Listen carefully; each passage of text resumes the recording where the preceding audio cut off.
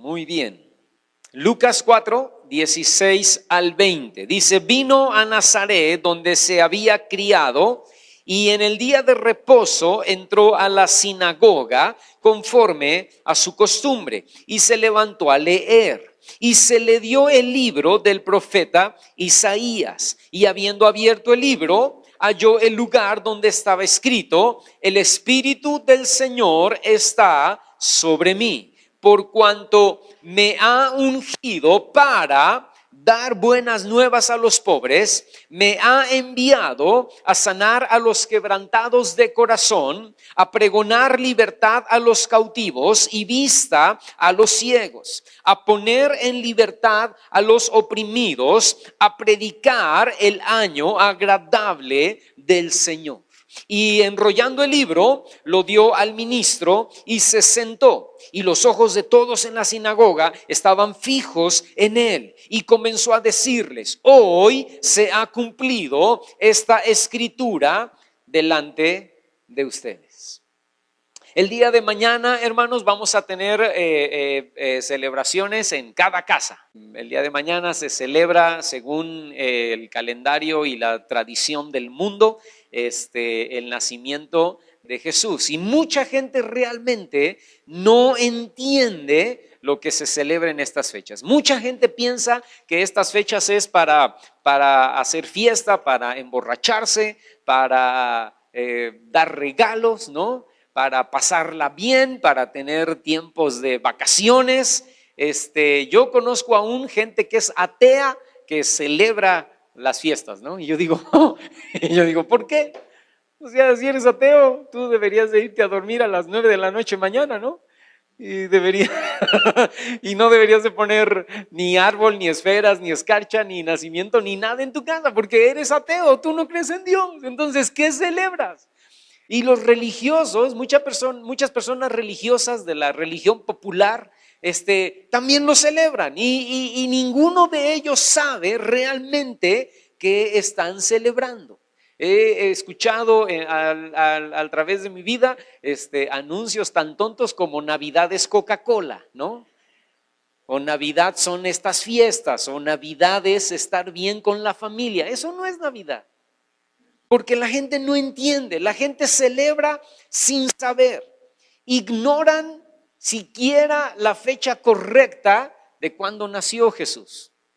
Jesús no nació un 25 o 24 de diciembre, no sabemos el día exacto, ¿no? Pero más o menos la fecha era entre la última semana de septiembre y la primera semana de octubre.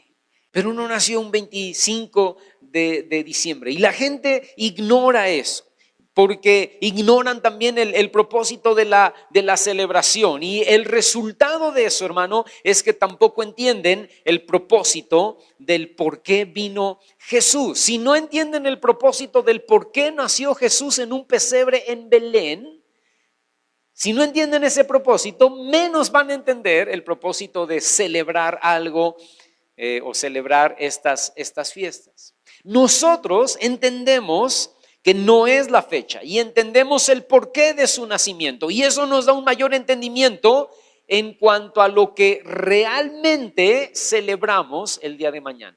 Hermano, ¿lo podemos celebrar? Claro que sí. Entendemos que Jesús no nació un 24 de diciembre, pero lo que sí creemos con todo nuestro corazón es que Jesús sí nació. Y nació con un propósito. Y Jesús da el resumen de la razón de su venida cuando se levanta en la sinagoga ya a la edad de 30 años y le dan el libro de Isaías, y él busca Isaías capítulo 61, versículos 1 y 2.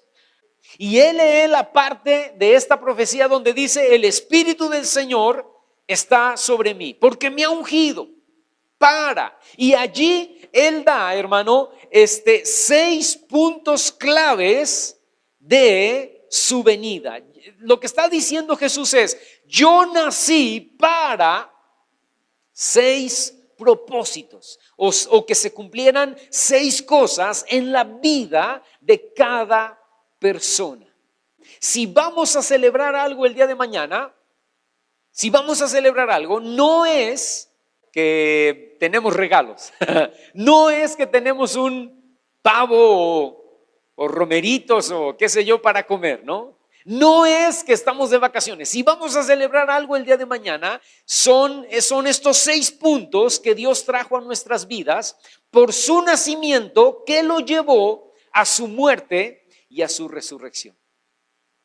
Jesús nació para morir y murió para resucitar y resucitó para cumplir estos 6 propósitos que menciona Isaías capítulo 61 versos 1 al 2 y que después Jesús menciona en Lucas capítulo 4 versos 16 al 20, para cumplir estos 6 propósitos en nuestras vidas. El primer propósito, ¿cuál es? El número 1, dar buenas nuevas a los pobres. Ahora tú dices, hermano, ¿y por qué nada más a los pobres? ¿Por qué no también a los ricos? No, es que no está hablando de pobres económicamente, ¿no? Los ricos están excluidos, todo el que tenga dinero está excluido de las buenas nuevas. Las buenas nuevas solamente son a la gente que vive pobremente y que no tiene que comer y que no tiene que vestir. No, Jesús no está hablando de eso, porque Isaías capítulo 61 verso 1 no dice dar buenas nuevas a los pobres, dice dar buenas nuevas a los abatidos. Entonces, ¿de qué pobres está hablando? Está hablando no está hablando de los pobres financieramente, está hablando de personas que reconocen, ricas o pobres, con dinero o sin dinero, reconocen su bancarrota espiritual. Y están abatidos, están desalentados, están decaídos, están descorazonados porque saben que no tienen esperanza. La buena nueva es a aquellos que dicen, yo soy un pobre, un miserable espiritualmente hablando. No tengo nada, estoy en deuda con Dios. Estoy desalentado, estoy decaído, estoy descorazonado porque mi pecado, reconozco que mi pecado me ha alejado de Dios. Reconozco que no tengo nada que ofrecerle al Señor. Reconozco que no tengo con qué justificarme delante de Dios. Y entonces dice Jesús, para ti, pobre espiritualmente, yo traigo buenas nuevas de salvación. Los fariseos se creían ricos espiritualmente. Y como se creían ricos espiritualmente, pues no necesitaban de Jesús, ¿no? Pero las prostitutas, los borrachos y los publicanos del tiempo de Jesús, hermano, reconocían su pobreza espiritual y venían corriendo al Señor. Los fariseos se iban corriendo del Señor. Las prostitutas, los borrachos y los publicanos venían corriendo al Señor para ser restaurados, para ser cambiados, para ser transformados, para ser perdonados. El pobre espiritual dice, yo necesito de Dios. El rico espiritual dice, yo no necesito nada. Yo me porto bien, yo soy una buena persona, yo no le hago mal a nadie, lo que predicaba mi esposa el domingo pasado, ¿no? Yo no le hago mal a nadie, yo me porto bien, yo soy ecológico. ¿No? Yo soy buena gente, yo nunca he faltado al respeto a mi esposa, nunca he adulterado, no como otros, ¿no? Yo nunca he llegado borracho, no como otros. Yo nunca he usado drogas, no como otros, ¿no? Entonces yo soy una buena gente, yo soy una buena persona y realmente no necesito tu religión, no necesito tu iglesia, no necesito que me vengas a predicar de tu Biblia, no necesito que tú vengas a invitarme a tu congregación, no lo necesito porque yo soy buena persona, yo soy buena gente, no me drogo, no me emborracho, no adultero. Ayudo a los pobres, ¿no? Le doy de comer a los perritos que veo en la calle. Y yo no necesito de Dios, pero el que sabe que es pobre espiritualmente dice, yo necesito mucho del Señor. Y escúchame, aunque me convertí hace 20 años atrás, aunque me convertí hace 10 años atrás, el día de hoy todavía necesito del Señor.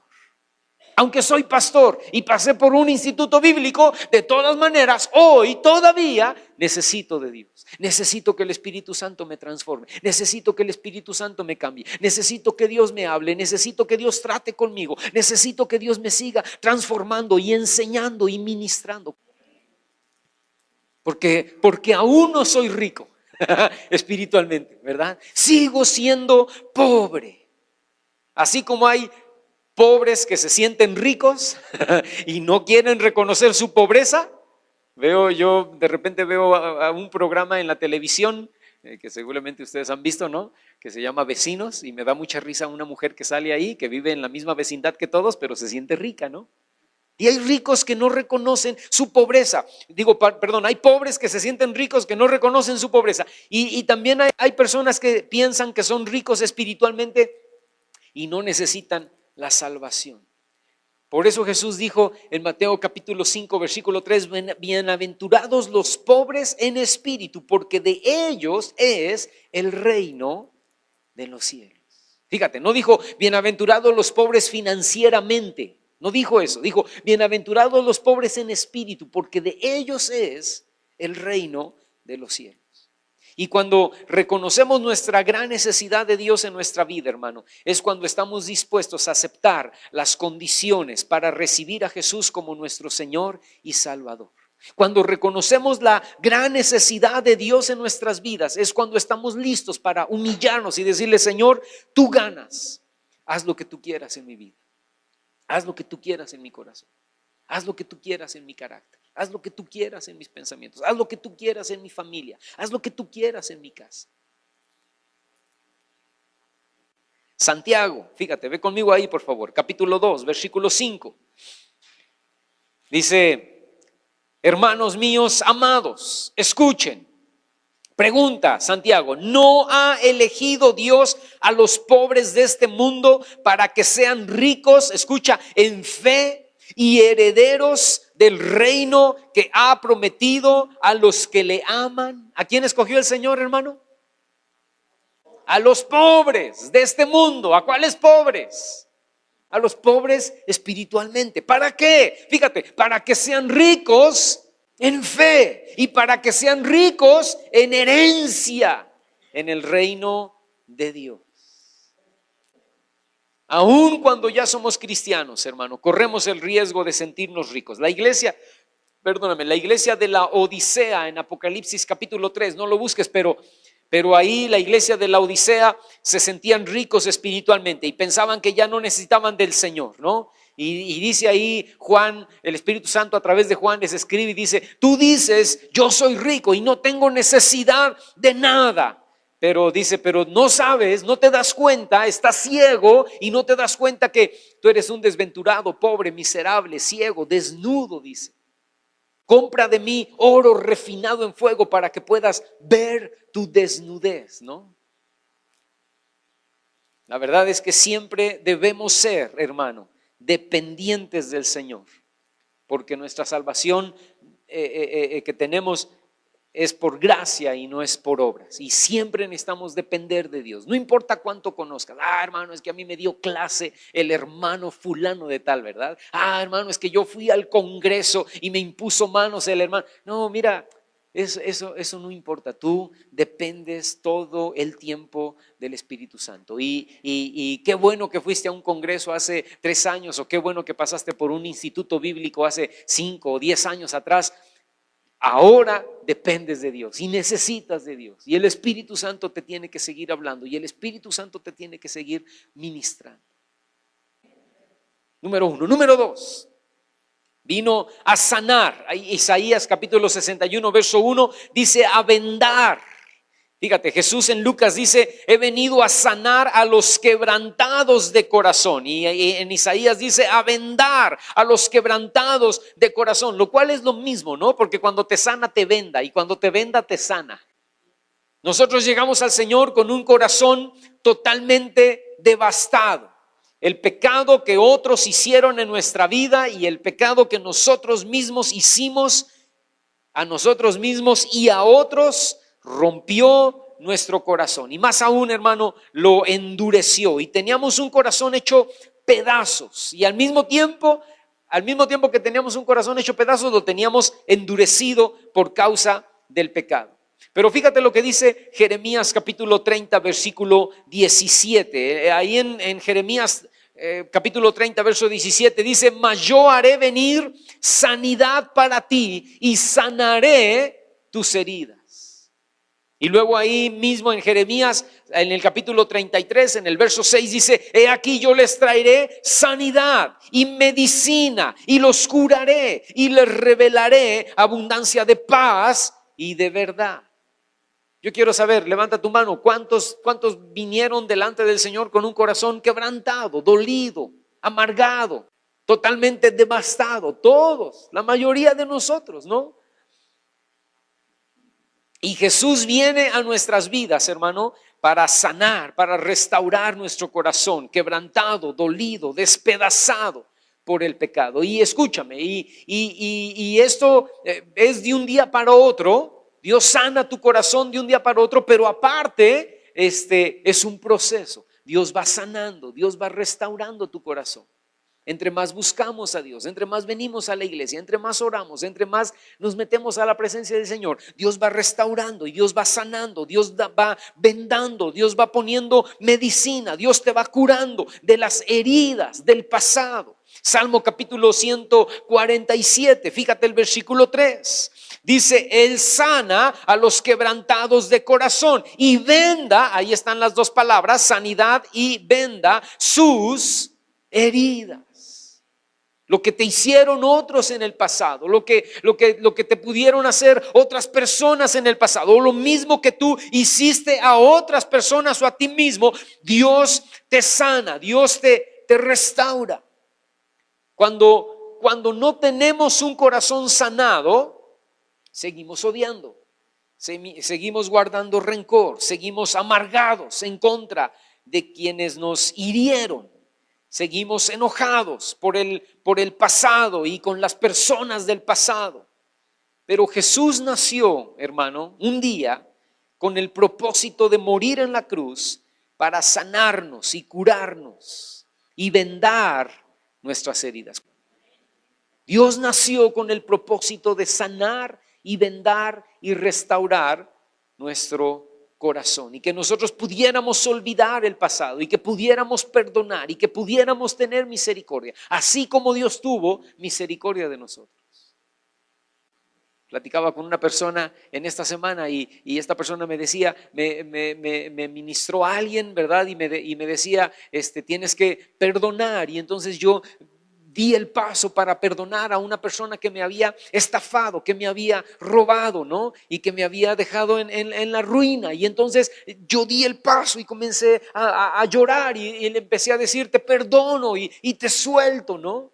Y déjame decirte, el Espíritu Santo es el que hace esa obra en nosotros. Porque mientras no somos sanados, mientras no somos restaurados en nuestro corazón, seguimos odiando, seguimos enojándose, seguimos molestos en contra de la persona. Y no nos desquitamos con la persona porque pudiera ser que esa persona ya no la vemos, pudiera ser que esa persona ya aún murió, ¿no? Pero nos desquitamos con la persona que tenemos más cerca, nuestro esposo, nuestra esposa, nuestros hijos, nuestros familiares, los que nos rodean. Esos son los que la pagan, porque yo estoy enojado en contra de esta persona que me lastimó hace 10, hace 20, hace 40 años atrás. Tú necesitas que el Espíritu Santo sane, vende, limpie, restaure tu corazón.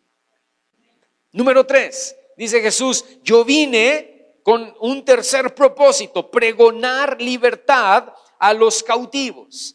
Y escúchame, hermano, tú y yo éramos esclavos del diablo y por eso no podíamos ser libres. La gente es esclava del diablo y por eso no puede ser libre de adicciones, de malas mañas, de maneras de pensar, de actitudes, de carácter. Y tú y yo estábamos igual que esas personas y estábamos cautivos por ejemplo, de la ira, del coraje, del resentimiento, de los celos, porque nuestro corazón no había sido sanado.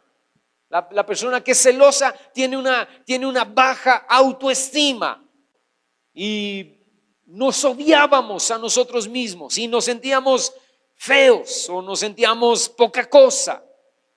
Y como nos sentíamos feos o poca cosa o nos odiábamos a nosotros mismos con esa baja autoestima, dudábamos del amor de la otra persona. Y eso se traducía en un espíritu inmundo de celos, ¿no? ¿Y por qué celas a tu mujer? ¿Por qué celas a tu marido? Porque yo me siento mal conmigo mismo, ¿no? Yo no me valoro a mí mismo. Yo siento que soy una persona fea o que soy una persona menos que otros, ¿no? Tengo coraje o odio a mí mismo. Y entonces como yo no me valoro a mí mismo, pienso que mi esposo, que mi esposa, con la mano en la cintura, me va a dejar, que cuando está volteando a ver a alguien, me está volteando a ver esa mujer, está volteando a ver ese hombre, porque ese hombre es mejor que yo, ¿verdad? Es más guapo que yo, es más alto que yo, es más güero que yo, ¿no? Tiene más pelo que yo. Y yo me siento mal, yo me siento feo, yo me siento poca cosa. Y entonces, ¿por qué estás volteando? ¿A quién estás volteando a ver? ¿Por qué lo ves a él, no? No, necesitas que Dios sane tu corazón. Necesitas que Dios te dé libertad de esa cautividad. Necesitas que Dios te dé libertad de esa actitud. Necesitas que Dios te dé libertad de esos pensamientos. ¿Cuántos dicen amén? Porque una de las razones por las cuales Jesús nació en este mundo fue para morir y resucitar y traer libertad a tu cautividad. Amén. ¿Qué es lo que todavía te mantiene preso, hermano? Hermano, mi carácter iracundo, ¿verdad? Hermano, mis celos. Hermano, mi menosprecio. Hermano, mi amargura. Pues necesitas orar y necesitas decirle al Señor: Señor, dame libertad de mi cautividad, de mi prisión. Romanos capítulo 6, fíjate lo que dice, versículo 18, dice: y liberados del pecado vinieron a ser siervos de la justicia. Y luego ahí en Romanos 6, 22 dice: ahora que han sido liberados del pecado y hechos siervos de Dios, tienen por su fruto, ¿qué cosa, hermano? La santificación, vivir para Dios, y como fin la vida eterna. Yo he sido, repite conmigo esta mañana, yo he sido libre del pecado. Yo he sido libre de mi cautividad por el poder de la cruz, por el poder de la sangre derramada en la cruz del Calvario. Amén. Cierra tus ojos ahí donde estás y piensa, ¿qué es lo que todavía te mantiene cautivo? ¿Qué es lo que todavía te mantiene en prisión? Y di: Señor, repite conmigo, di: Señor, yo ya no quiero vivir así. Yo ya no quiero vivir en esta cautividad, en esta prisión. Hoy rompe las cadenas en el nombre de Cristo Jesús. Hoy desata toda atadura sobre mi vida que me ata a ciertos pensamientos, a ciertas actitudes, que me ata a maneras de pensar, a maneras de actuar, que yo ya no quiero tener. Hoy me declaro libre por la sangre de Cristo Jesús. Hoy declaro que tú viniste a nacer hace más de 2000 años y que el propósito de tu nacimiento era morir y resucitar para darme libertad en mi cautividad. En el nombre de Jesús. Amén. Amén. ¿Lo crees? Amén. Dios nos hace libres. El Señor viene a romper cadenas. El Señor viene a nacer en este mundo y a resucitar por nosotros para romper esa prisión en el nombre de Cristo Jesús. Cuarta cosa, dice el Señor: yo vine también a dar vista a los ciegos. Y yo hace como un mes o mes y medio, no recuerdo, o 2 meses, no recuerdo bien, yo escribí un devocional acerca de esto y usé esta misma cita, Isaías capítulo 42, versículo 16. Dice: y guiaré a los ciegos por camino que no sabían, Les haré andar por sendas que no habían conocido. Delante de ellos cambiaré las tinieblas en luz y lo escabroso en llanura. Estas cosas les haré, dice el Señor, y no los desampararé. Fíjate cómo dice el principio del versículo 16, dice, y guiaré a los ciegos por camino que no sabían. Dice que vino a dar vista a los ciegos. ¿Cuántos éramos ciegos espiritualmente aquí, hermano? Amén. Todos, ¿verdad? Antes de venir a Cristo, caminábamos en nuestros caminos torcidos y chuecos y a nosotros nos parecían caminos derechos. ¿Por qué? Porque estábamos ciegos. Pero en Cristo reconocemos, hermano, que realmente somos ciegos, que nosotros en nuestra propia prudencia no podemos ver más allá de nuestras narices. Y que ahora dependemos, esta es la segunda o tercera vez que uso esta palabra en esta predicación, dependemos solo de nuestro Señor para que Él sea quien nos guíe en nuestra vida en cada paso que damos. Yo no puedo caminar solo en esta vida, hermano. Yo no puedo caminar solo en cada día de mi vida. Yo necesito de Dios. ¿Por qué? Yo soy ciego. Yo no puedo ver. Yo veo solamente lo que me conviene, ¿no? Pero yo soy ciego y yo necesito que Dios me tome. Yo necesito tomar del hombro al Señor y yo necesito que Dios me vaya guiando por donde debo caminar. Porque en mis propias fuerzas yo no puedo. Debemos considerarnos ciegos y totalmente dependientes de nuestro Señor para caminar en esta vida de acuerdo a su voluntad. Por eso, hermano, yo hago mucho hincapié en esta congregación que necesitamos orar cada mañana para escuchar su misericordia y para que Él nos muestre el camino por donde debemos andar. Señor, ayúdame hoy, ¿no? Guíame hoy. Ayúdame a caminar correctamente, ayúdame a andar correctamente, porque si yo ando por mí mismo la voy a regar. Si yo ando por mí mismo voy a fracasar, voy a fallar. Pero si tú me guías, Señor, si tú me dices por dónde debo andar, seguramente hoy me va a ir bien, ¿no? David era una persona que reconocía su ceguera para caminar rectamente. Y él ahí en el Salmo capítulo 23, versículo 3, él dice, Dios me guiará por sendas de justicia por amor de su nombre. ¿Sabías que las ovejas son casi ciegas? ¿Sabías que las ovejas casi no pueden ver? Y ellas van guiándose por el chiflido o la voz del pastor. Y el pastor las lleva ahí a pastos verdes y luego el pastor ya ve que se está oscureciendo y entonces empieza a caminar y empieza a cantar o empieza a hablar o empieza a chiflar, empieza a caminar y las ovejas oyen, ya se va y entonces comienzan a caminar atrás de él, ¿no? Si somos ovejas, los cabritos no. Los cabritos esos agarran monte, ¿verdad? Y el pastor tiene que estarles aventando piedras, ¿no? Y el pastor tiene que estarles enviando a los perros para que vayan los perros y les ladren y los traigan. Los cabritos hacen su santa y soberana voluntad. Las ovejas no, las ovejas oyen la voz y lo siguen. Por eso Jesús dijo eso. Mis ovejas oyen mi voz y me siguen. Y yo las guío a pastos verdes. Amén. Entonces, si tú y yo no somos cabritos, si tú y yo somos ovejas, necesitamos estar atentos a la voz del Señor y necesitamos decir, yo soy ciego, yo no veo. Si yo camino por mis propios caminos, por eso me fue mal, por eso me fue como me fue hace unos años atrás, ¿no? Porque yo caminaba por mis propios caminos y iba de tope en tope, de derrota en derrota, de frustración en frustración. Ahora el Señor me guía. No ha abierto mis ojos, yo dependo de Él. Mis ojos siguen cerrados, yo agarré su hombro, yo agarré su mano y Él me guía. Y yo camino por donde Él me dice que debo caminar.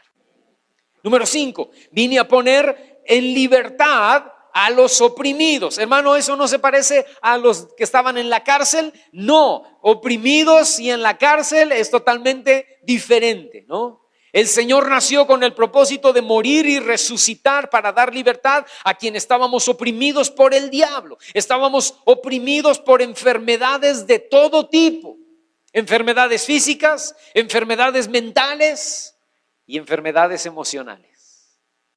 Y había una opresión de temores, de miedos, de fobias, de odios, de rencores, de deseos de venganza, de amarguras, de fracasos, de engaños, de mentiras. Y la lista es larga, ¿no? Hermano, yo le tenía miedo al futuro, ¿no? Yo no podía dormir porque yo pensaba, ¿y qué va a pasar? ¿Y qué voy a hacer? ¿Y cómo va a terminar? ¿Y si me caso? ¿Y si no me caso? ¿Y si hay alguien en mi vida? ¿Y si no hay nadie en mi vida? ¿Y si muero como un anciano viejo y solo, ¿no? ¿Y cuántos años tenías, hermano? Como 10 años, ¿no?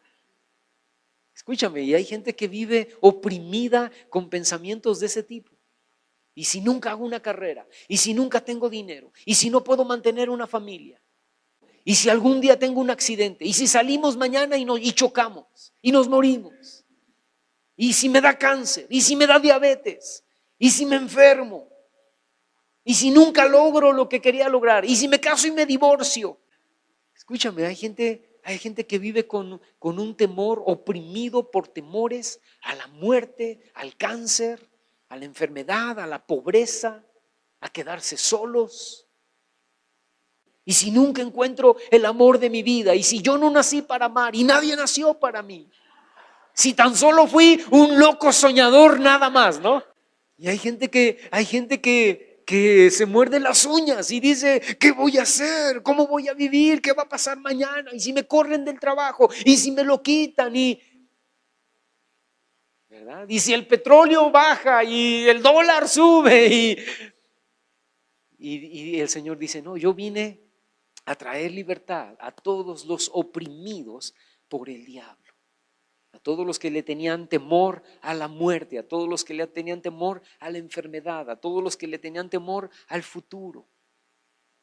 El Señor nos da libertad, el Señor nos trae libertad en cada una de estas áreas. Y número 6, dice Jesús, yo vine también a predicar el año agradable del Señor. ¿Qué significa eso, hermano? Significan dos cosas. Para mí tiene dos interpretaciones esta parte de predicar el año agradable del Señor. La primera cosa es que el primer año que tú recibiste al Señor fue el primer año de tu vida, fue el primer año bueno para ti. ¿Sí o no, hermano? Para mí fue 1980, ¿no? 16 o 18 de agosto de 1980. Ese fue el año agradable para mí. El 16 de agosto de 1980 yo realmente comencé a vivir. Antes estaba muerto. Y ese fue el buen año. Y de allí empezaron un montón de buenos años. Cada año fue bueno, porque cada año fue de vida. No sé cuándo fue tu año. A lo mejor te acuerdas, a lo mejor no. Dices, hermano, no recuerdo. Fue más o menos hace como 5 años. A lo mejor alguien lo tiene bien presente. Claro que sí, hermano. 4 de septiembre de 1994, ¿no? Yo nací de nuevo en ese año. Y ese fue un buen año. Ese fue el año agradable del Señor para mi vida. Ese fue el año que a Dios le plació darme vida, rescatarme, salvarme, restaurarme. ¿Cuántos le dan gracias a Dios por eso? ¿Sabes algo, hermano? Necesitamos darle gracias a Dios por ese año y necesitamos darle gracias a Dios por la persona que Él usó para traernos para salvación, ¿no? Yo no sé, a lo mejor fue un pastor, a lo mejor fue un vecino, a lo mejor fue un familiar. No sé quién llegó a tu casa o quién llegó a tu vida para hablarte de la palabra de Dios. Yo conocí la historia de un diputado que decía que él no necesitaba a Dios, era diputado y era socialista y vivía en Veracruz, Paquito, o en Tabasco.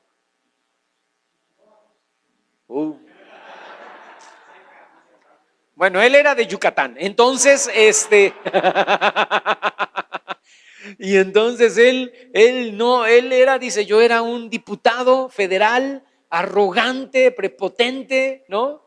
Dice, y un día tocó a mi puerta un hombre viejito, anciano, vestido de campesino, dice, y le abrí la puerta y le dije, ¿qué desea? Y el hombre le dijo, vengo a hablarle del evangelio, sin conocerlo, ¿verdad? O sea, el hombre iba puerta en puerta y tocó y dijo, vengo a hablarle del evangelio, vengo a hablarle de las buenas nuevas, vengo a hablarle de la salvación. Y este hombre en su prepotencia le dijo, mire, yo no lo necesito, pero allá adentro hay una loca que sí lo necesita. Allá adentro hay una señora que sí necesita que usted le hable de la... Y pásele. Y dejó entrar al que convirtió a su mujer y a sus hijos. Y empezaron a pasar los años y la mujer y los hijos se convirtieron de tal manera que empezaron a orar por este hombre. Se llamaba Jonás, ¿verdad? El diputado Jonás. Y él se convirtió al Señor y luego daba su testimonio. Y escuchamos Paco y yo su testimonio en una iglesia en México impactante, ¿no? Y él llegó al punto de volverse pobre espiritualmente y doblar sus rodillas delante de Dios, y él lloraba y él contaba que él le decía, Señor, soy Jonás, tú me conoces, ¿no? Y después dice, después descubrí que Jonás estaba también en la Biblia y se lo había tragado el pez. Y él dijo, Señor, soy Jonás y también estoy dentro de un pez y estoy en agonía, Dios, sálvame. Y Dios lo salvó, lo restauró, lo rescató, restauró su matrimonio, restauró a su familia. Ese fue, cuando él le dijo al viejito campesino, le dijo, pásele y éndrele, ese fue el año agradable para su esposa, para sus hijos y para él. Amén. Jesús dice, he venido a proclamar el año agradable del Señor, pero en Isaías capítulo 61 verso 2 dice, proclamar el año de la buena voluntad de Jehová. Entonces, ¿qué significa esto del año agradable del Señor? Significa que hubo un año en donde Dios nos tocó, nos cambió y de ahí en adelante cada año fue bueno. Pero también significa, hermano, que cada año, a partir de ese año, nosotros comenzamos a hacer la buena voluntad del Señor. Cada año debe ser un año en donde tú le dices al Señor, Señor, este año no quiero vivir de acuerdo a mi voluntad y a mi plan y a mi propósito. Este año quiero vivir de acuerdo a tu voluntad. Romanos capítulo 12 versículo 2 dice que debemos renovarnos en nuestra mente. Romanos 12:2 dice, renuévense en su mente para que comprueben cuál es la buena voluntad de Dios, agradable y perfecta. Amén. Señor, ¿qué quieres que haga en este año? Cada año hago mi propia voluntad, probablemente, ¿verdad? Aunque te encontré hace 6 años o hace 10 años, cada año termino diciendo, chispas, la regué en este año, ¿verdad? La regué haciendo esto, la regué haciendo esto, la regué haciendo esto. Hice mi propia voluntad y no me fue bien. Señor, este año no quiero hacer mi propia voluntad, este año quiero hacer tu voluntad. Este año háblame, este año tócame, este año quiero conocer, quiero renovar mi mente para conocer tu voluntad que es agradable y perfecta. A lo mejor ya tengo planes para este 2019 y a lo mejor esos son mis planes, a lo mejor no son tus planes. Destruye mis planes y haz tus planes en mi vida en el nombre de Jesús. Levántate en mi corazón como Señor y Rey y cumple tus planes en mi vida en el nombre de Jesús. Amén, hermano. ¿Qué vamos a celebrar mañana? Mañana lo más seguro es que la mayoría de los que estamos aquí, si no es que todos, vamos a estar con nuestros familiares, vamos a estar en una mesa, algunos muy adornada, muy bonito, otros más o menos, no sé, ¿verdad? Algunos van a tener mucho que comer, otros no van a tener tanto, pero van a tener que comer, no importa eso.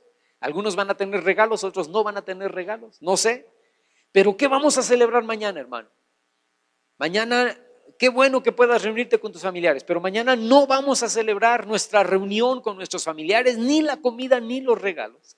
Aunque está bien, qué bueno que lo tengas, ¿verdad? Pero lo que vamos a celebrar mañana es que Jesús vino a nacer para morir, para resucitar y traer buenas nuevas a mi vida, sanar mi corazón quebrantado, darme libertad en mi cautividad, darme vista porque yo era ciego, poner en libertad mi vida oprimida y comenzar a vivir en el año agradable del Señor.